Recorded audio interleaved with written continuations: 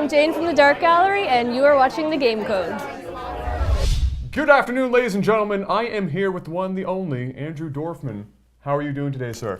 You could call me PigMonkey. Oh, even easier. Can I just call you Monkey for the rest of the episode? No. It has to be like the full thing? It's a PigMonkey. PigMonkey. Like pig, but also So monkey. almost like man, bear, pig. No, not at all like that. Okay. Not at all. So you're not scared about like global warming or anything? No. along those lines? I'm not Okay. scared. That's pretty much going to happen regardless of what I say. So, I just want to clarify, because you know, clarification's good. You were the host and producer of Geeks vs. Nerds.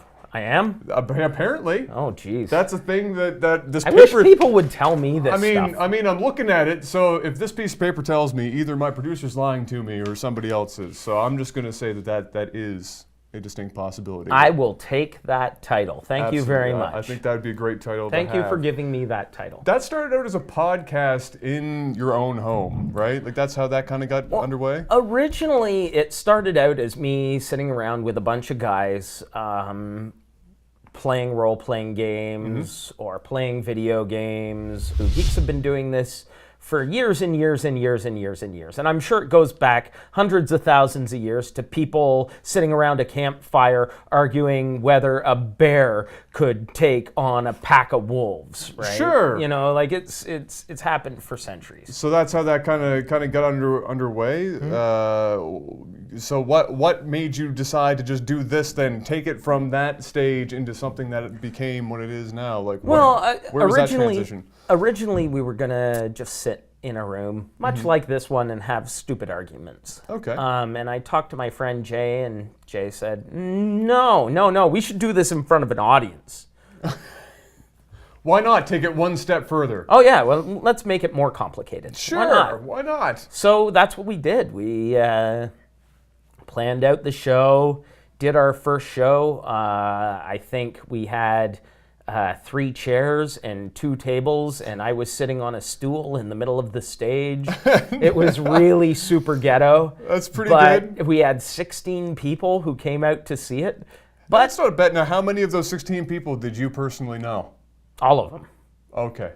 I was hoping maybe you were going to be like all but one or something like that. No. So you had like that one guy who showed up. I knew all of them. And it was February 3rd Yes. during a snowstorm. And we still got 16 people. Well, so that's not half bad at all. That was quite encouraging. That's We something went, to be proud okay, yeah, about. we could do this. So who's currently like on the team with you right now? You've already mentioned, you know, some names, but who's currently on the team? What roles are they playing?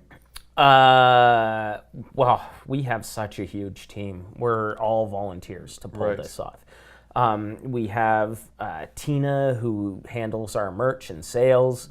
John Roy, who is our project manager, keeps everybody organized and on task, which is vital. If you're ever going to start anything like this, absolutely. you need somebody who does that. I do a lot of the creativity, the editing, the promotion. Just basically, I do everything that we don't have somebody else to do. Myself and John Roy, that's basically our job. The jack of all trades. Yeah, the producer. Which the producer again, gets to do... Yes, exactly. Gets to do a little bit of everything. Yeah, kind of gets deal. to do everything, and if you don't like it, tough, it still needs to get done. Absolutely. So go find somebody who likes to do it. No, 110%. Who else do we have on our team? We have so many people. Like, I feel really bad when people ask me who's on your team, because inevitably I will forget somebody, and they're all so vital. Like, everybody is so important to the functioning of Geeks versus Nerds, and collectively we're Geeksploitation. Everybody in Geeksploitation really, really, really works hard to pull off a great show, and we do more than just Geeks versus Nerds. So we have a bunch of projects that we're doing all. So now that we've talked about the formation of the show and stuff, to somebody who's never actually witnessed this production, what would you describe? What's the show like? What would you describe it to them as being? Have you ever had an argument with a fellow geek about something you were really passionate about? No, never happens except for, once every 5 minutes of my life. It's just like that. So that's that. It's just like that, only if you get out of hand, I shoot you with a Nerf gun. But you're not describing anything differently from my normal life at this point. Yeah, I feel like yeah. That's still... If you talk out of turn, you get fired with Nerf or gun. if you attack your opponents and not your opponent's candidate. Oh, so it's not. You're not allowed to. You're not allowed to badmouth your opponents. We're all geeks, right? Begin to learn that the things that you like are not safe to talk about. Like, people look at you weird. Huh? What do you like that for?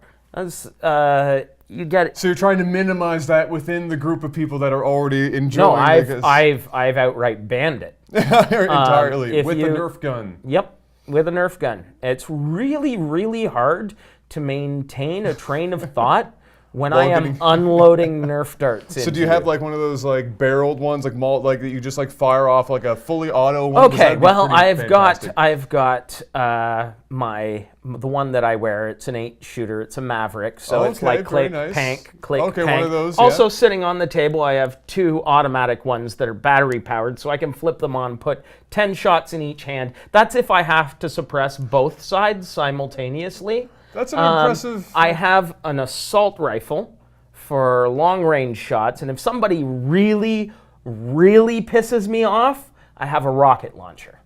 I was going to ask you how much more rounded out could the arsenal be without a rocket launcher at that point? Oh yeah, well I've got a rocket launcher, but I mean I'm always accepting. People are giving me new Nerf guns all the time.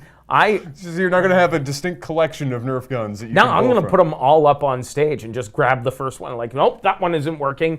That's not a half bad idea. I think that's great. I want to get the one that's got like a chain in it. Well, that's what I was going to say. That's what I was wondering. If you had that stupid like over the top one. Yeah. Oh yeah, and that one I'll just put on my podium and fire it into the audience when they get it. Why not? Where do you host these shows anyway? Like, I imagine you have to have quite a decent setup at this point. Right now, we are hosting from the Bus Stop Theatre. Okay. On Gottingen Street in Halifax, Nova Scotia. Okay. That's our current venue. We're also looking to tour the show out to different places. It's a pretty mobile kind of and concept. cons really love this. Geeks really love this. At HalCon every year, we have a huge audience. We put at least 1,000 people in the audience to see this show. Everybody has a good time, and I haven't had anybody who's come up to me and said, I didn't have a good time. I've had people saying I don't agree, or this part wasn't argued correctly. Opinions. Yeah. They're a thing that people have. What's your favorite matchup you've done so far? Because I'm sure you know that's going to be a very tough question for you to answer. The Incredible Hulk versus Bugs Bunny. Right. Which was never released. I'm trying to... Who is the greater engine of destruction? I would have to... you know what? Personally, I have to go with Bugs Bunny on that one. Me too. I have to. I did. Far too intelligent for everybody at that point. Not that. It's that Bugs Bunny has blown up the moon no less than 3 times. Where can people keep up with you for events beyond the 18th and everything else? Where can they find you guys? All of our information is available on our website, Geeks, VERSUS nerds.com. Okay, so it's fully spelt out. Yep. Okay. Versus, not VS. Not VS, versus. Okay. VS was being sat on by a cyber squatter, and they want like $3,000 for it. And it's because it's a shorter name. Yep.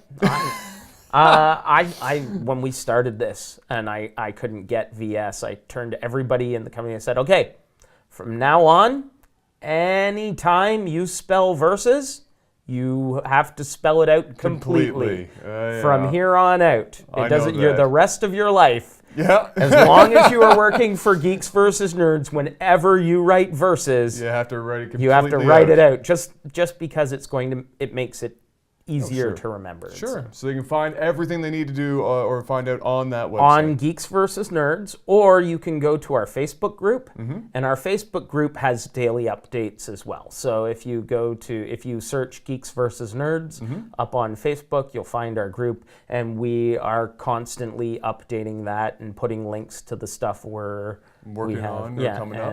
And the shows that are coming up and any ideas like that. Excellent. Awesome. Well, that's going to be it, guys. It's been a pleasure, sir. No problem. I hope you do well into the future, and I'm looking forward to hearing who manages to win out in that next event, because this is a tough question. Yeah. Well, I'll tell you who wins. I do. Wow. The man with the Nerf guns. That is Yeah, the lesson that's that right. everybody takes home, is that Don't anybody forget it. who has the Nerf guns, they are the true The winners. person with the Nerf gun always has wins. the power. Always wins. And that's going to wrap up this episode of The Game Code. Of course, a big thanks goes out to Andrew for joining us here in studio. Now, if you want to join us here in studio, or you know somebody locally who might also enjoy it, please let us know on Facebook or Twitter. And until next time, I'm your host, Adam Morehouse. Have a good one.